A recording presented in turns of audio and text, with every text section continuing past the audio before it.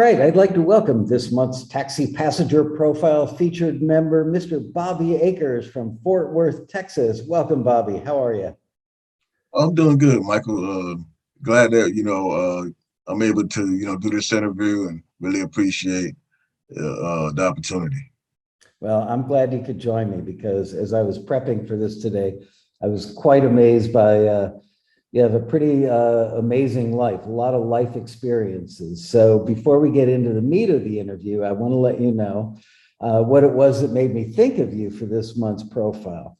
I was working, I do the final edit on the member deals stuff that goes out in the newsletter. And I saw your thing and I read it and I was blown away that I'd never heard your name before. I don't remember ever meeting you at a road rally or anything. And I went, how could this guy be a member for this long? And I've never known him. So let me read the same thing that I read that, yeah, this is what I read that made me think of having you be my passenger profile. And I'm quoting here. My name is Bobby Akers, professionally known as One Son. I recently signed a 10-year licensing deal with a music library that's under the umbrella of two top record companies, Sony and Universal. Not only did I sign as an artist, I was also able to assist with getting my production company, Upper Hand Productions, signed to a similar deal. The beauty is that we still maintain our independence outside of the music library while providing exclusive material for the library. The company is gearing up to release our first 10-song project titled One Son, which is your professional name, your artist name, and that'll go out to their clients in music for film and TV placements.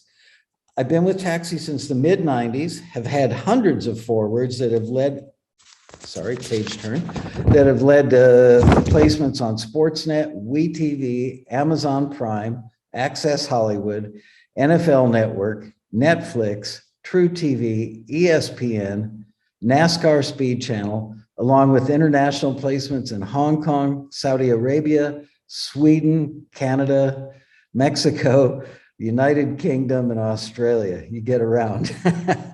Also being that I've had a large number of placements, I now receive direct requests from the music libraries. None of this would have happened without Taxi. So I am so glad that you wrote that and that I read it. And now I get to meet you and interview you. It just blows me away. I think I thought I knew every one of our members that was having, success and didn't know you. So I'm glad I finally got to meet you. So just to bring the viewers into the loop, I'm going to read your bio that you sent me and then get into some of your real life stuff because I think you're an admirable person on several levels. And then we'll circle back to your music. So here's the bio for our viewers. Bobby Akers, professionally known as One Son, is an artist and executive of Upper Hand Productions. He's released 8 solo projects, and they are Poor Man's Testimony, The Voice, from Bama to Baghdad, I love it, Microwave Age, Canvas, Brilliant, Memoirs, Volume 1, One Sun Zoo, that's TZU Zoo, and Bobby, which was solely produced by Khaled Salman. He's also released 3 projects, A Soldier's Story, Lyrical Assassins, and a collaboration project with DJ Casanova called Sun Nova. Bobby's music has been played, this is amazing, been played on Shade 45, Power 105, 94.5 Jammin', Dash Radio, Live 975, and 965 The Box. He's also been featured on allhiphop.com, bet.com, mtv.com, and vh1.com, Big FM in Europe, Jamagenda in Uganda, Africa, and DJ Godfred official radio mixdown show in Ghana. He's been featured on the Boom Bap show. Is that pronounced correctly, Boom Bap? Boom Bap, yes. Okay. And French TV in Paris, Hong Kong, Poland, and Mexico. He's had various placements on NFL films. Everybody wants to be on an NFL film. The TV show Giada at Home, the Mary Mary reality show, NASCAR show Trackside, True TV, Major League Baseball's Ultimate Lineup, Pop Sugar Now, time or Fameless, Pop Arabia, Inner Space, the Tia and Tamara reality show, and the documentary about Jay-Z called A Genius Leaves the Hood. Bobby's also, and this is exciting to me because I love veterans, Bobby's also a military veteran who's performed for the troops in Iraq, Afghanistan, and Africa, along with performing at the famous Apollo Theater, which is a huge deal. He's also co-written a book with his wife called Quotes to Keep You Afloat, along with appearing in 3 indie films titled Almost Time, Riff, and Dirty South. Wow. What a, I mean, how did I not know this stuff?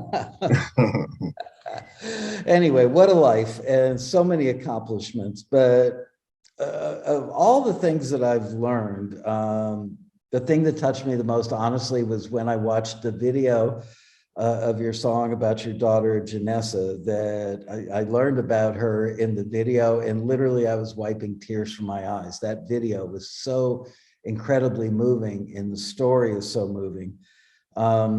Would you mind sharing the story, telling us about it? And we are going to include links to all your stuff at the end of the video. I want people to go. Yes, my daughter Janessa, she was born with cerebral palsy. So I wrote a song, based on her life and her struggles, and what me and my wife goes through.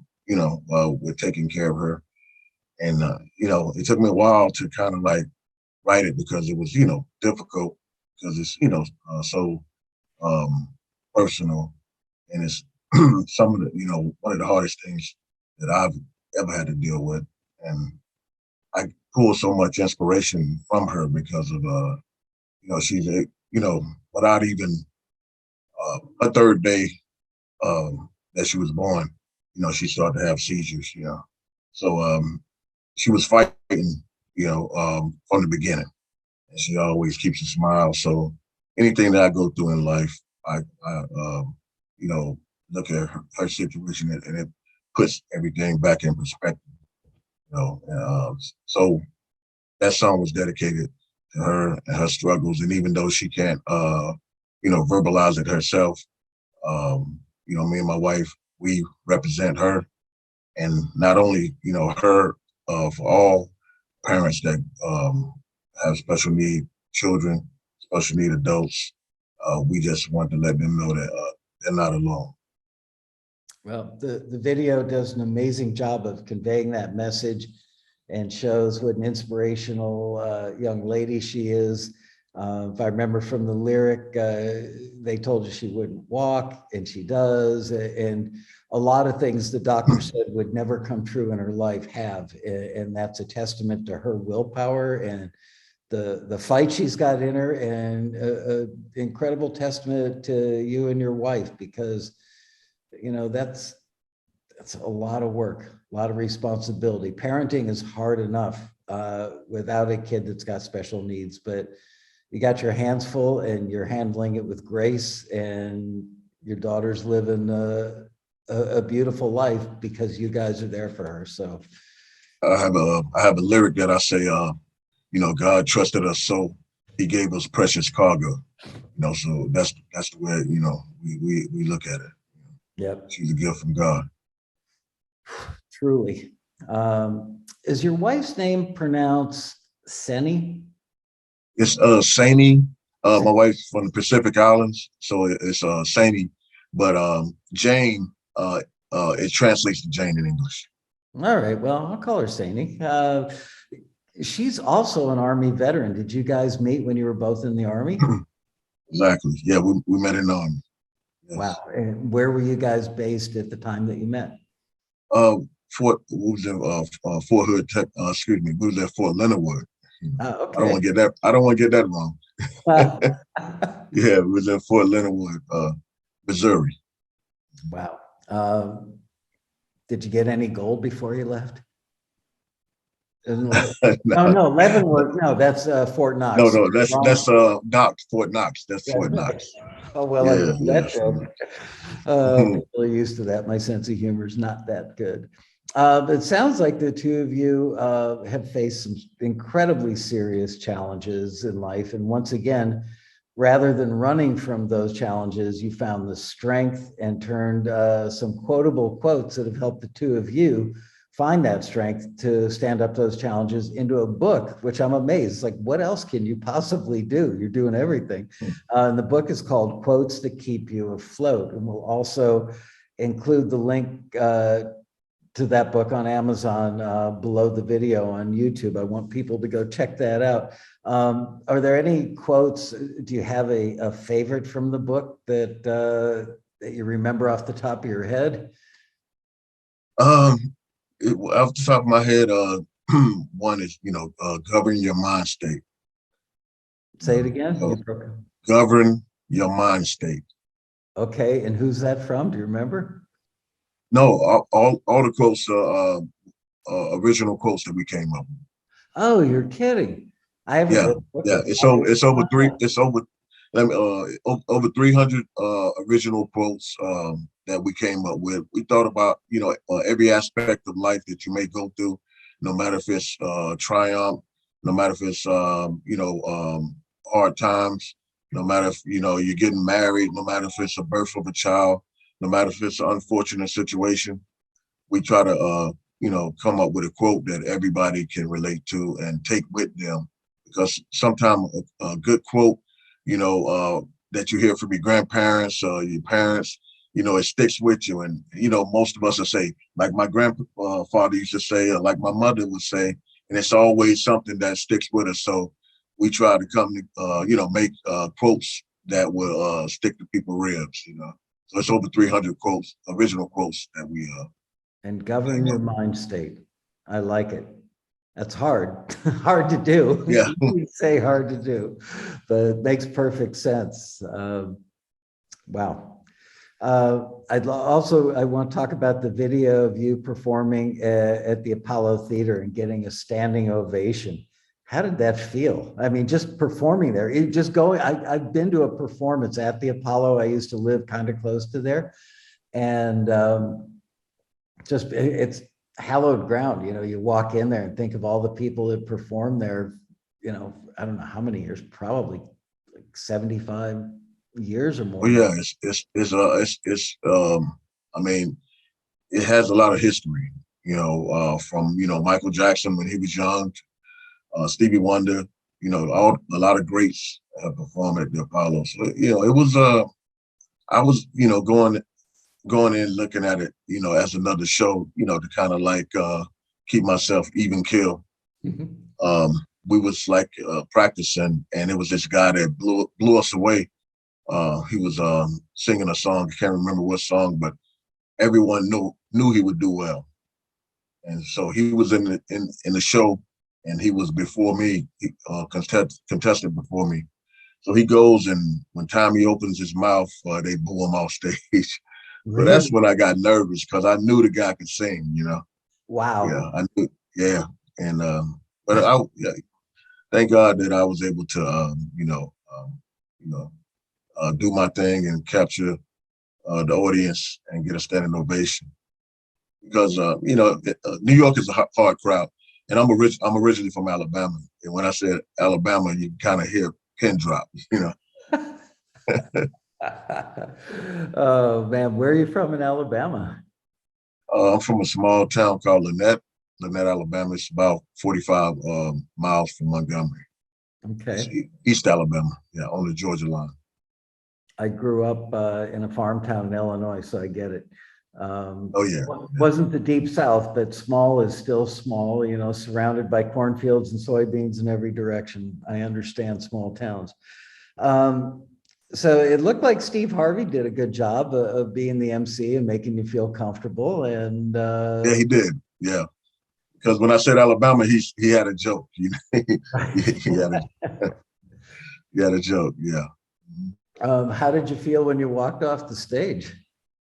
Oh man, I felt like it was mission accomplished.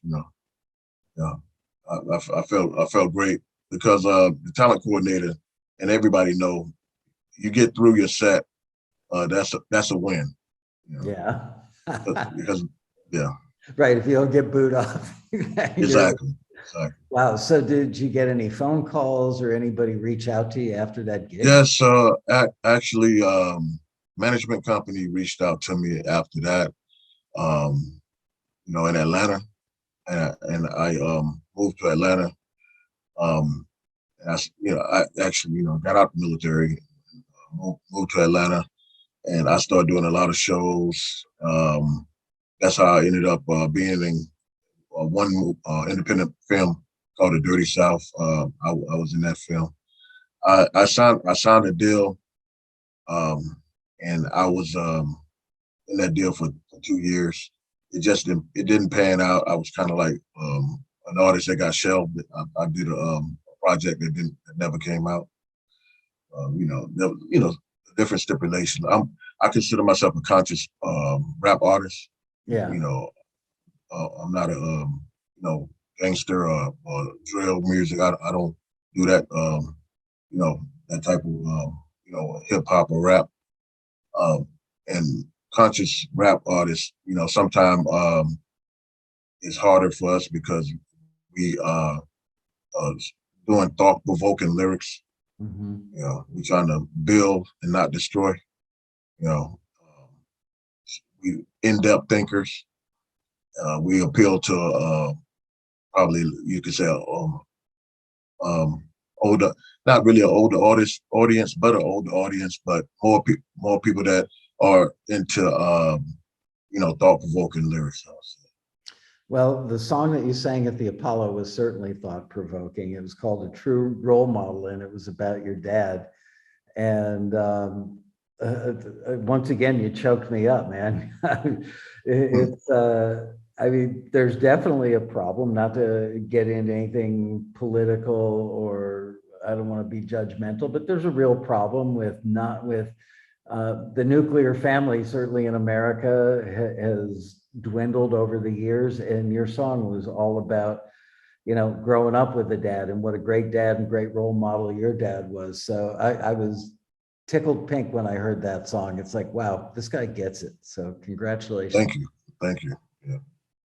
Um, how did your dad feel the first time he heard it? Oh wow, he was overjoyed. He couldn't believe it. Actually, in high school, I wrote a poem about my father called "Man of Many Faces," and it won in a poetry competition. And so, you know, he, he was overjoyed again. Just me writing about him. But when you grow up with a strong father, it's not about how much money he makes and the material things that he possesses. It's the things that he can give you that can take you through life. The lessons learned, what he can teach you. And just watching how he's able to maneuver through life, because no matter who you think has it made, everyone has problems. Everyone goes through their share of struggles. So just to see him take on his struggles and overcome them, and how he handled things. He's a very calm individual, and I always wanted to approach things that way. And he's a thinking man, and how he's respected amongst his peers. And like I said, it makes you know that what people value, the most valuable things, money can't buy. Yeah. So back to what you said was saying. Yeah, he appreciated me for that song. For him. That's awesome, man. I don't think too many sons ever get to pay tribute to their dad. Is most never do it at all, and I can't imagine many do it as well as you did it in that song. It was really moving, and you could have been a bad rapper, technically a bad rapper, but if you got the lyric out to that song, you were still going to get a standing O because it was important. It needed to be Yeah, said, and you yeah, stood up yeah. and said it, and good for you. Thank Um, you. was anybody in your family musical? How did you get your start in music? Oh well, my mother. She's a minister, and I grew up, listening to a lot of, gospel music. Some of the older, gospel music, and it's just, no one actually, that I can remember did music to the level that I do it. My sister, she's into music. She's into film writing and play writing. Matter of fact, she just had a film called "A Missing" that she released a short film about human trafficking. It was a very serious movie. So me and her, we the only ones I would say that got off into the entertainment field to this degree. How old were you when you wrote your first lyric? Probably about 12. And it started with poetry, like I mentioned. It started with me writing poetry, and then my grandparents lived in New York, so sometimes we would go to New York for a summer vacation, and hip hop was in its infantile state. Then you got to see it as it was developing. So I kind of fell in love with the art form, and started the poem started turning into rhymes, so to speak. At what point in that developmental arc did you know that you didn't want to get sucked into the really negative, street hip hop, street lyrics, and start doing stuff that was positive and uplifting? It goes back to your upbringing, having a strong foundation. Right from the beginning, you knew that you didn't want to. Wow. Yeah, and that was what I was saying about the deal that didn't work out. They knew what type of artist I was, but they wanted to, because of the popularity in the gangster rap at that time, they wanted me to switch. And the thing is, we all as individuals, we have our good days, we have our bad days, and as artists, we write about that. So every song is not going to be uplifting. Every song is not going to be about happy times, but an artist can make it as if if you're going through it, it doesn't have to be the worst part of you. It can always be a lesson learned. you know it doesn't always have to be a story of crash and burn. Your stuff is relatable. As I listen to it, I'm going, a lot of people out there have either had that experience or want to know more about that experience because they're like on the precipice of having it. And I'm frankly not a fan of a lot of rap music because it is so negative, and it has done a lot, in my personal opinion. I'll probably get a lot of grief for saying this from people that see this video, but it's hurt society. It really has denigrated the value of society. That's one side of it. The other side is, this is the people who are singing it. It's their reality, and they have every right to express their reality in their art form. It's just, that's the side of rap that took off, unfortunately. And I think that it kind of gave young people the keys to the kingdom to not be conscious, as you would say, that they get to, if he does something, if that famous rapper can say that, I can say that. If he can be like that, I can be. It's not a good role model like your dad was. Yeah, and the thing, too, conditions also, breed a lot of that, and everybody don't know how to articulate themselves in the manner that everybody can get it. Sometimes, and I've been in countries where it's extreme poverty, extreme, violence, and war torn. And if an artist came out of that situation, you're probably gonna, think you're probably going to hear the worst, from them, but it's a cry for help. So some of it is a cry for help. It's just not being articulated to the point where everybody can say, okay, this is what they're saying. Yeah. They're looking at, it's like, and I think, and actually Tupac said it, the rose that grew from the concrete. Instead of marveling at the rose growing through the concrete, reaching for sunlight, they're looking at the, leaning petals, but and that's kind of like where it's at. But it needs someone that can, like I said, vocalize it and let it be known what exactly is going on, instead of people just seeing it from one way, because it's always different sides, to that coin. You mentioned your travels, and I want to let everybody know that you were in the Army. Tell everybody what you did in the Army, and then we'll talk about what you're doing now, for as much as we can say. Well, I was supporting in the Army. I was a petroleum and water, petroleum supply specialist and water purification. I basically, anything dealing with fuel, I did it, aircraft refueling, refueling tanks, you know, combat, setting up, refueling on the move. You refuel somewhere, and then you, back then, shoot an azimuth, go to a different place and refuel again. Water purification, turning, dirty water into purified water, in different countries to, help with the water situations in their countries and things like that. So that's what I did in the military. And you were in Afghanistan.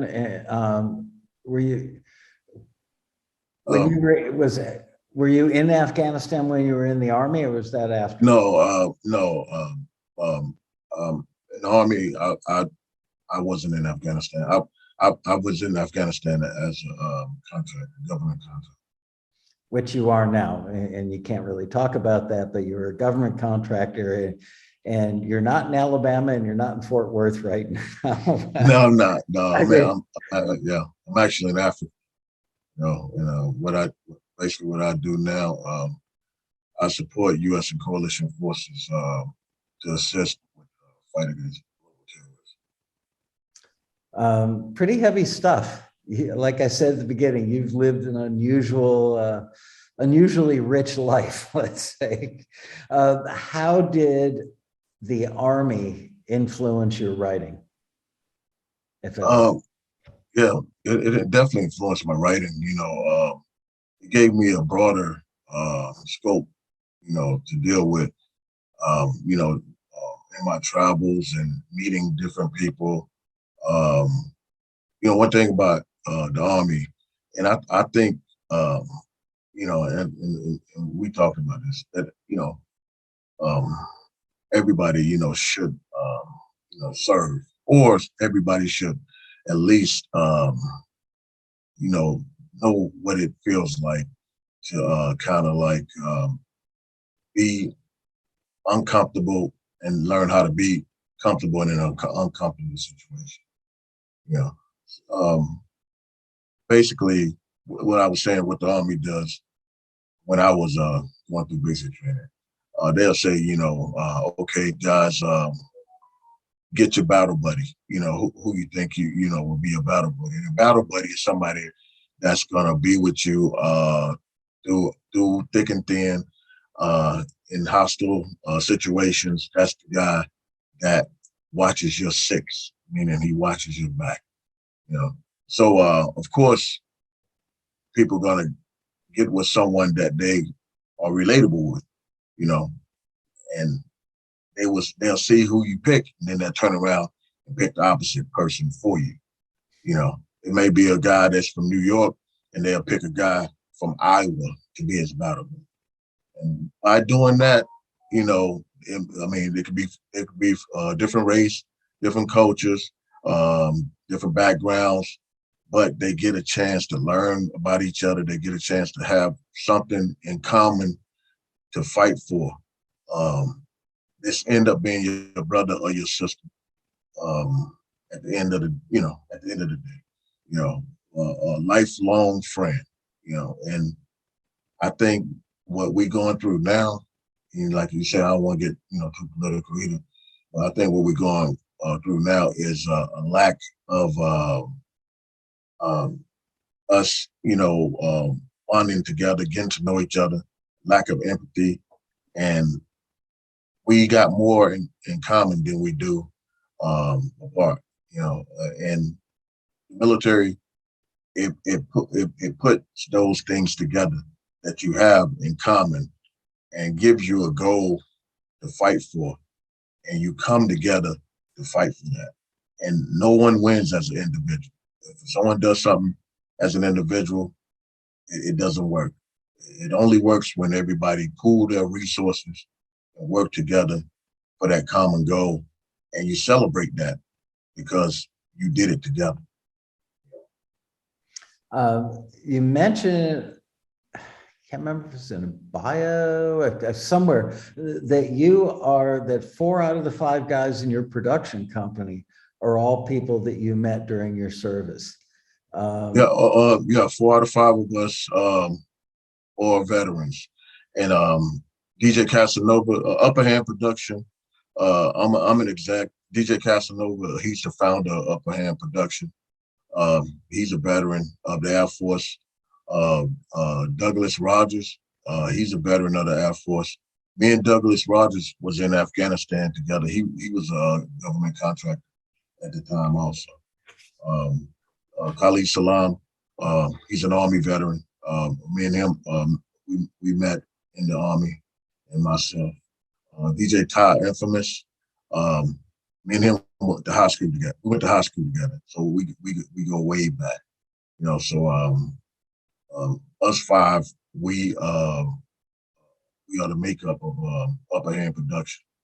We basically a production company that produces all genres of music, and we work with artists on their projects. And like I was saying, that with that deal that I signed, the individual deal, the production deal. Right. Oh no, you froze.